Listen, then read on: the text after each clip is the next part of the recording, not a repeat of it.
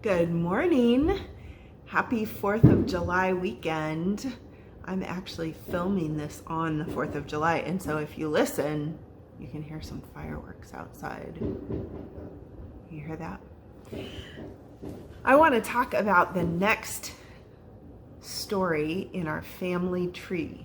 Remember last time we started a family tree, and do you remember who the two people at the very top of the family tree are? The grandma and grandpa, great grandma and grandpa eventually. Their names, we heard their story last week about Abram and Sarai. Remember? Abram and Sarai. And how God asked them to move to a whole new place. Well, this week, we're going to hear about how God makes Sarah, because remember their names got changed from Abram to Abraham and Sarai to Sarah. We're going to hear a story about how God made Sarah laugh.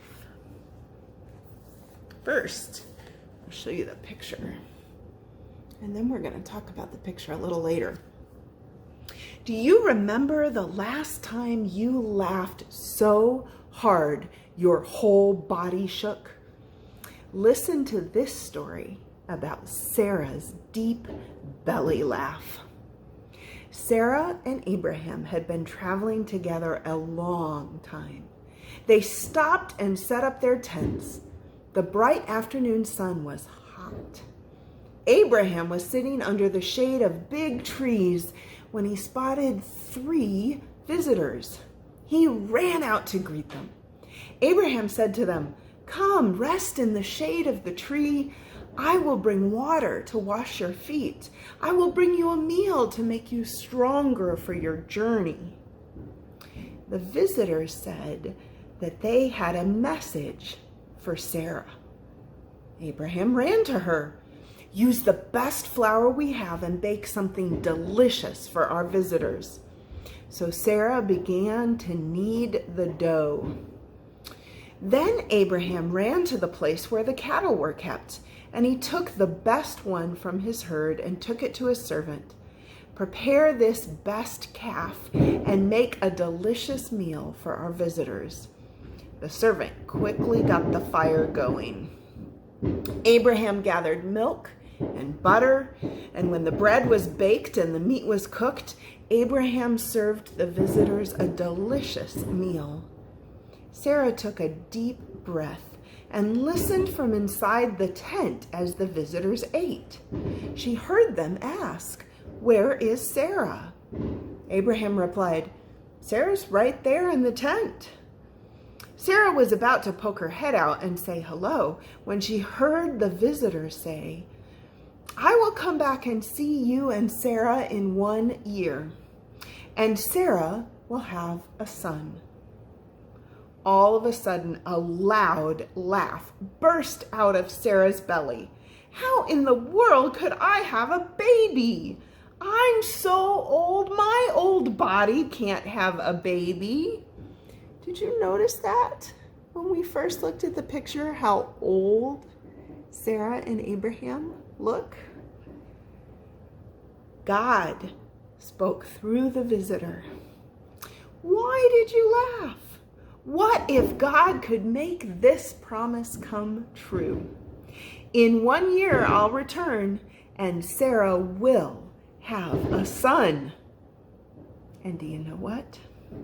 Sarah's baby was born, even though she was very old. And Sarah held her baby close. She looked into his beautiful face, and she said, "God made me laugh. I believed that this day would never come, but now, little one, you're here. I'm going to call you Isaac, because Isaac means laughter. I want to remember forever how I laughed." Why do you think Sarah laughed when that visitor, who was maybe an angel in disguise, said that she would have a son? Can you think of something that makes you think it's just so impossible it makes you laugh to even think about it? How about something that you really wish would happen? God doesn't always do impossible things, but God can do impossible things. And when God promises something, God always does it. What might you ask God to do that seems impossible, but that God might want to do? Right now, I really want God to give me a chance to see my friends and my family that I don't get to see. I really want God to take away this whole COVID thing. I'm really tired of being home all the time, not being able to see people and do fun things. I'm praying that God will do the impossible. And I think God will. Maybe not right away, but God can give us laughter even while we're working our way through waiting for God to answer his promises. I hope you'll remember Isaac, the little boy whose name means laughter. What a beautiful, beautiful reminder every time Abraham and Sarah looked at him, that God keeps all the best promises. Will you pay attention to when you laugh this week? And every time you laugh, thank God. All right? And maybe draw me a picture. Still waiting for some of those pictures. And a special shout out this week to Isaac, who's normally in our Believers Club and at church. Miss you, Isaac. And that's the story of your name. All right, guys, I miss you, and I can't wait to see you again sometime when it's safe. Have a great week. Bye-bye. Just a quick note, because I want to let you know what story Bible I'm reading from these days.